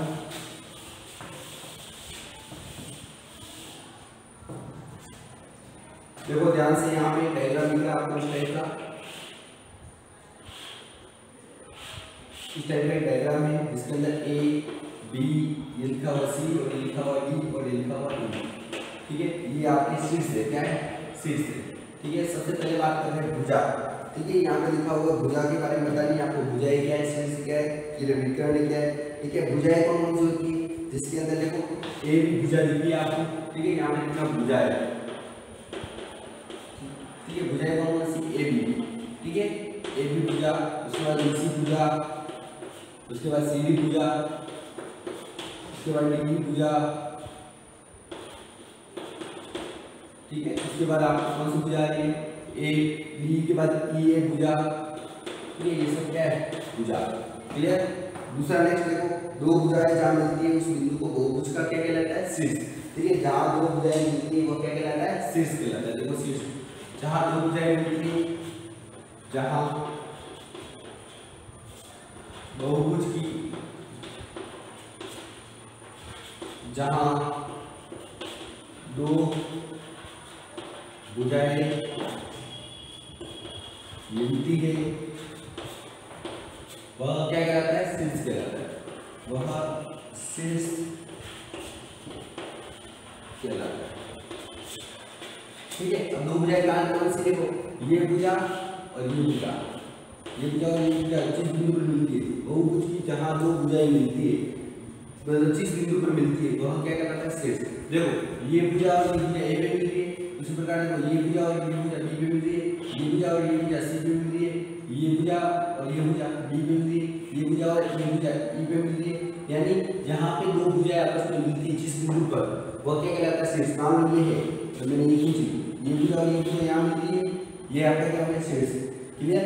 जो भुजाएं जहाँ 2 भुजाएं एक साथ किसी बिंदु पर मिलती है वह क्या कहलाएगा, शीर्ष। अपने पास यहाँ पे शीर्ष क्या है, ये हो गया ए शीर्ष हो गया, बी शीर्ष हो गया, सी हो गया, डी हो गया, ई हो गया। जितनी भुजाएं उतने शीर्ष और उतने कोण होते हैं, ये ध्यान रखना। ये होगी भुजा और शीर्ष। अब बात करते हैं विकर्ण। इसकी बात करते हैं, इसकी कंडीशन जो आती है वो आती है विकर्ण। विकर्ण के बारे में देख लीजिए, विकर्ण क्या होता है, विकर्ण क्या होता है, देखो इसके अंदर किसी भी भुजा के सामने से खींची गई विकर्ण, देखो एक विकर्ण यहाँ से एक विकर्ण, और कौन सा खींच सकता हूँ, यहाँ से नहीं आ रहा है, एक ये देखो यहाँ से एक 2 विकर्ण, यहाँ से एक 3 और खींचो, यहाँ से एक खींचो 4, और कोई विकर्ण खींच सकते हैं, नहीं खींच सकते, ये आपके विकर्ण यही बने। देखो ठीक है, आपको समझ में आ गया। और देख लो ये विकर्ण, और कोई विकर्ण आ रहा है, नहीं आ रहा है, ये आपके विकर्ण। ठीक है, यानी किसी सामने वाले बिंदु से सामने वाली बिंदु को मिलाने वाली जो रेखा होती है वो होती है विकर्ण। ठीक है, किसी शीर्ष को दूसरे शीर्ष से मिलाने वाली जो रेखा होती है वो आपका क्या कहलाता है, विकर्ण। क्लियर। विकर्ण किसे कहते हैं, ऐसे शीर्ष मिलाने वाली, यानी शीर्षों को मिलाने से बने रेखाखंड बहुभुज का क्या कहलाता है, विकर्ण। ठीक है, अब मैं विकर्ण के बारे में बता देता हूं आपको। ये तो भी अपने शीर्ष के बारे में हो गया, अब बताओ विकर्ण देख लीजिए, विकर्ण क्या है। ठीक है, किसी एक शीर्ष को दूसरे शीर्ष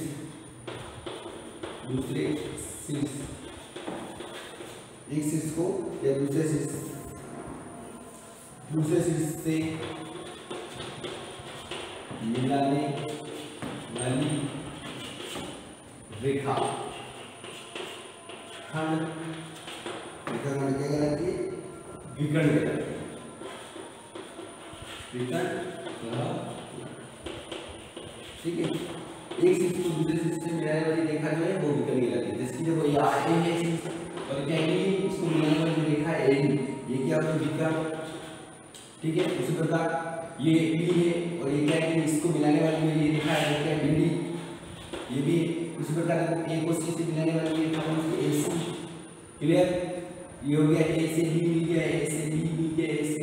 क्लियर? उसी प्रकार ई को बी से मिलाने वाली बी विकर्ण, उसी प्रकार बी को ई से मिल गया, ठीक है। उसी प्रकार ई को सी से मिलाने वाली होगी सी, ठीक है। कितने विकर्ण हो गए? 1 2 3 4 5, 1 2 3 4 5, ये 5 विकर्ण हो गए, ठीक है। आगे देखिए इसी कंडीशन में आसन्न भुजाएं, ठीक है। आसन्न भुजाएं क्या है कि किसी भी दो भुजाओं में से उभयनिष्ठ बिंदु अंत बिंदु को, किसी भी दो भुजाओं का एक उभयनिष्ठ बिंदु, उभयनिष्ठ अंत बिंदु हो वो उसकी आसन्न भुजाएं कहलाती है। जैसे ए बी और बी सी आसन्न भुजाएं ए और बी सी, ए बी और डी सी, ठीक है। ये आसन्न भुजाएं नहीं है। आसन्न भुजाएं कौन कौन सी है देखो मैं बता देता हूँ। आसन्न भुजाओं के बारे में बता देता हूँ मैं, फिर बताता हूँ आसन्न शीर्ष, ठीक है। देखो ये भुजा और ये भुजा जो बिंदु ए में मिल रही है, ठीक है। ये भुजा एक भुजा की क्या होगी? आसन्न भुजा, ठीक है। इसी प्रकार ए बी और आसन्न भुजा है, ठीक है। ए बी और ए बी आसन्न भुजा है दोनों दूसरे, क्योंकि दोनों एक ही बिंदु मिल रही है। उसी प्रकार ए बी बी सी आसन्न भुजा है, क्योंकि यहाँ पे मिल रही है, ये दोनों भुजा एक ही बिंदु मिल रही है। उसी प्रकार क्या होगी? ए बी और बी सी ये दोनों क्या हो गए? आसन्न भुजाएं। उसी प्रकार बी सी सी डी एक ही बिंदु पर मिल रही है, तो क्या होगा? बी सी और सी डी दोनों आसन्न भुजाएं। उसी प्रकार सी डी और ई डी, देखो इधर सी डी और ई डी ये दोनों भी क्या होंगे? आसन्न भुजाएं, ठीक है, जो एक ही बिंदु पर मिलती है। क्लियर? उसके बाद करते हैं बात आसन्न भुजाएं होगी। अब बात करते हैं आसन्न शीर्ष। बहुभुज एक भुजा के अंत बिंदु आसन्न शीर्ष कहलाते हैं, ठीक है। आसन्न शीर्ष क्या होते हैं? ध्यान से देख लीजिए। आसन्न शीर्ष देख लीजिए लास्ट में, आसन्न शीर्ष। क्लियर? मान लो कोई रेखा है, यहाँ पे ये बिंदु है 2, तो ये, ठीक है, रेखा के यहाँ पे मान लो ए शीर्ष है, यहाँ पे बी शीर्ष है। किसी उभयनिष्ठ रेखा पे बनने वाले जो दो बिंदु अंत बिंदु होते हैं वो क्या कहलाते हैं? ए और बी आसन्न शीर्ष कहलाते हैं। जैसे कि यहाँ पे देखो ए और बी, उसी प्रकार ए भुजा है, इसके आसन्न शीर्ष कौन से? ए को ए और ई। इसी प्रकार बी सी भुजा देखो बी और सी है, सी डी भुजा देखो सी और डी होंगे, आसन्न भुजाएं, ठीक है। ये आसन्न शीर्ष कहलाते हैं।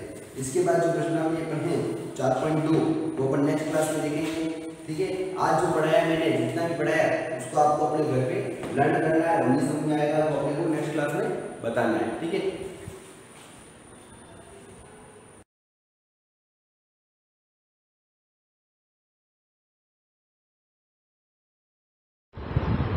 मॉर्निंग क्लास अपने लेसन चल रहा था आरंभिक नगर, इसके बारे में अपन पढ़ रहे थे।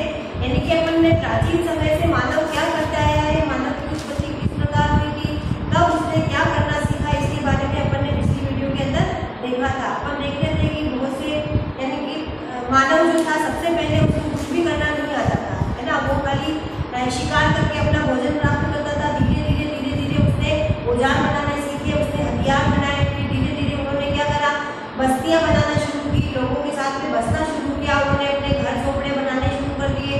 फिर धीरे धीरे इसी प्रकार से उन्होंने खेती शुरू करी, पशुपालन शुरू किया। इनके साथ साथ उन्होंने अपने बहुत सारे गांव बसाने शुरू कर दिए। गांव के साथ साथ बढ़ते बढ़ते उन्होंने शहर बनाना भी शुरू कर दिया था।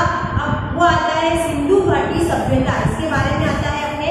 अब सिंधु घाटी सभ्यता जो क्या है, वो भारत की जो है सबसे पुरानी सभ्यता है, यानी कि सबसे प्राचीन सभ्यता इसको अपन कह सकते हैं। जिसे पुरातात्विक साक्ष्यों के आधार पर भारत की जो है सबसे पुरानी सभ्यता है ये।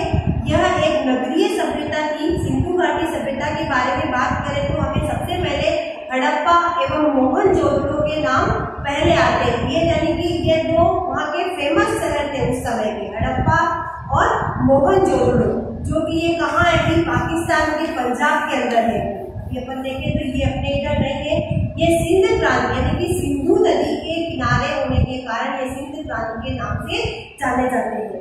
अब देखिए इसमें देखिए अपन सबसे पहले अपन बात करते हैं हड़प्पा की कहानी के बारे में। ठीक है, यह हड़प्पा एक ऐसी जगह है जहां पर की सबसे पहले खुदाई की गई। सबसे पहले जो खुदाई की गई थी ये सिंध प्रांत पाकिस्तान के पंजाब के अंदर है। ये हड़प्पा जो पाकिस्तान के पंजाब में है, पंजाब के मोंटगोमरी जिला जो है यानी कि रावी नदी के तट पर या रावी नदी और सिंध नदी के आसपास का इलाका जो है वहां पर ये है। और ये भी वर्तमान में अपन देखें तो ये पाकिस्तान के अंदर है। ये एक ऐसी जगह है यहाँ पर की सबसे पहले खुदाई हुई थी। हड़प्पा में सबसे पहले मिला हुआ शहर है। जैसा कि मैंने पहले भी आपको बताया कि ये एक नगरीय सभ्यता थी, यानी कि हड़प्पा जो है वो सबसे पहले मिलने वाला नगर है। ये चीज भी आप ध्यान रखना कि भाई सिंधु घाटी सभ्यता की जब खुदाई हुई थी तो सबसे पहला नगर कौन सा मिला था? हड़प्पा जो है वो सबसे पहला नगर मिला था। यहाँ पर पक्की ईंटों से बनी हुई इमारतें मिली है ना, और मतलब इमारतों के अवशेष यानी कि वहाँ पर खंडहर मिले पक्की ईंटों के। यानी उस समय की ईंटें भी इतनी पक्की हुआ करती थी कि बाद में भी उनको क्या है कि उन खंडरों से जो टूटी फूटी ईंटें वगैरह जो निकली हुई थी उनको क्या है वापस जो रेलवे लाइन जो बिछाई गई थी पंजाब के अंदर, तो उसके अंदर क्या है उन ईंटों को लगाया गया था। जैसे कि रेल की पटरियां जब बिछाते हैं अपन तो क्या करते हैं उसमें बीच में पत्थर डाले जाते हैं, तो इन ईंटों का उपयोग उसके अंदर किया गया था। अब देखिए सबसे पहले सन 1856 में ये खंडर मिला था। अब अपने को ये हड़प्पा खंडर जो मिला था ये कब मिला था? हड़प्पा वाला ये चीज हमारे आप नोट कर लेना। हड़प्पा का खंडहर मिला हमें कब मिला था? सन 1856 में। ठीक है, इसका खंडहर जो मिला वो 1856 में मिला था। और सन 1921 में भारतीय पुरातत्व सर्वेक्षण विभाग यानी कि इसको अच्छी तरह से समझ चुका था, जिसके कि वो संस्थापक जो थे उनके जो अपन जिसको लीडर जो कह सकते हैं, नेता जो कह सकते थे वो थे जॉन मॉर्शन थे। ये चीज अपने बुक के अंदर नहीं है पर मैं बता रही हूँ आपको कि भाई 1921 के अंदर भारतीय सर्वेक्षण विभाग जो है वो इस हड़प्पा संस्कृति के बारे में जान चुका था। और इसके जो लीडर जो थे वो कौन थे? जॉन मॉर्शन थे। ये चीज भी आप ध्यान रख लेना। और उसके बाद में यानी कि दयाराम साहनी ने सबसे पहले हड़प्पा संस्कृति की खुदाई की थी। ये चीज भी आप नोट कर लेना कि दयाराम साहनी ने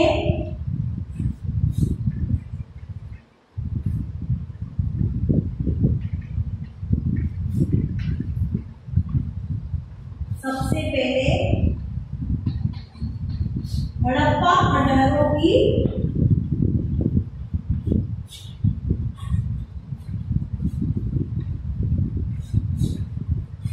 खुदाई की। ठीक है, ये चीज आपको ध्यान में रखनी है। फिर आता है देखिए अपने इस खुदाई के बारे में जबकि यानी कि दयाराम साहनी ने जब खुदाई शुरू की थी उसके पश्चात ही उनको पता चला था कि ये जो सिंधु घाटी सभ्यता ये हड़प्पा संस्कृति है जो ये बहुत पुरानी है। इसके बारे में उस समय पता चला था कि पुरानी सभ्यता है। देखो इसके पश्चात जो कई सारे नगर और भी मिले हैं जैसे कि मोहनजोदड़ो है यानी कि इसको सबसे पहले मोहनजोदड़ो हड़प्पा संस्कृति के बाद में इसको सबसे बड़ा नगर के रूप में इसको माना जाता है। मोहनजोदड़ो एक फिल्म भी बनी है, इसके बारे में तो आपको पता भी होगा, मैंने तो नहीं देखी है और आप लोगों में से बहुत देर देखी भी होगी कि कोई सभ्यता की फिल्म भी बनी हुई है। हो सके तो उसको देख लेना ताकि वो अपने को पता पड़ जाए कि ये हमारी पुरानी सभ्यता जो है उसका सबसे बड़ा नगर है। देखो उसके बाद में आता है राखीगढ़ी जो है ये भी एक बहुत बड़ा नगर है। अभी वर्तमान के अंदर इसको अपन देखें तो ये हरियाणा राज्य के अंदर आता है। ये भी यानी कि अभी अगर अपने को क्वेश्चन अगर पूछ लिया जाए कि भाई सिंधु घाटी सभ्यता का जो सबसे बड़ा नगर है वो कौन सा है, तो वर्तमान में देखा जाए जो राखीगढ़ी जो है ये सबसे बड़ा नगर है। और मोहनजोदड़ो है पहले ये था, पहले इसको माना जाता था परंतु अभी ये है। अगर आपके कभी ऑप्शन आता है क्वेश्चन के अंदर कि भाई अपने ऑप्शन ऑब्जेक्टिव वाला प्रश्न ही पूछ लिया जाए कि भाई सिंधु घाटी सभ्यता का सबसे बड़ा नगर कौन सा है और मोहनजोदड़ो और ये आ जाए राखीगढ़ी हो गया, तो उस समय तो मोहनजोदड़ो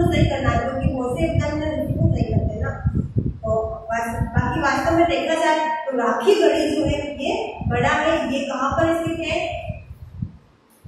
मैं यहाँ पे नोट कर देती हूँ। ये सारे नगर और आप लिख लेना, जैसे कि मोहनजोदड़ो,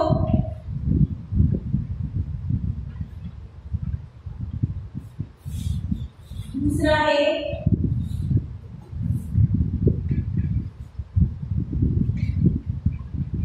मोहनजोदड़ो जो है पाकिस्तान, पंजाब में है। दूसरा है राखीगढ़ी, ये हमें हरियाणा में है। फिर तुम्हारा तीसरा और आता है, देखिए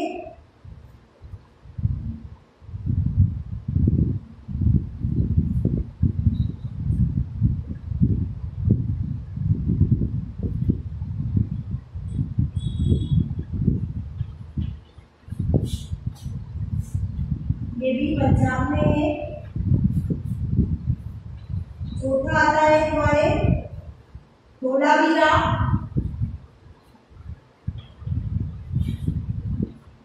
ये आपके गुजरात में है। फिर आता है पांचवा आता है तुम्हारे जैसे कालीबंगा, कालीबंगा आपको सबको पता है अपने राजस्थान में ही है, हनुमानगढ़ जिले के पास में है इसको। फिर छठा आता है जैसे अपने देखिए लोथल, ये है गुजरात में। और सातवां नगर आता है रोपड़,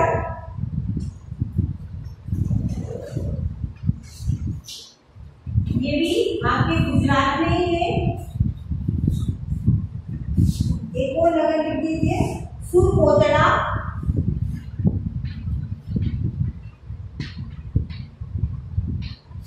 सुरकोटड़ा जो है ये भी तुम्हारे गुजरात में ही है। यानी कि ये सारे नगर जो मिले हैं शहरी सभ्यता की, और ये जो सारे नगर मिले हैं कहाँ मिले हैं, सिंधु घाटी सभ्यता के नगरों में ये मिले हैं अपने को। देखिए इसमें 2800 से भी ज्यादा स्थानों पर ये इस घाटी सिंधु घाटी सभ्यता के बारे में पता चल चुका है। लगभग 2800 से भी ज्यादा नगर मिल चुके हैं। ठीक है, अब ये जितना मैंने आज आपको लिखवाया है ये अपनी नोटबुक के अंदर उतार लेना। पहले भी लिखवाया है मैंने, सच लिखवाया वो भी नोट कर लेना और इनको याद कर लेना। जितना आज लिखाया है और पढ़ा है उसको फिर से एक बार रीडिंग कर लेना। जो पर कल वाला पढ़ेंगे, यानी कि नगर जो थे किस प्रकार से बसे हुए थे, वहां पर किस प्रकार से मकान बने हुए थे, कौन से स्नानागार बने हुए थे, उनकी कला संस्कृति क्या थी, इनके बारे में आप देख लेना। और बाकी का जो अपन कल देखेंगे।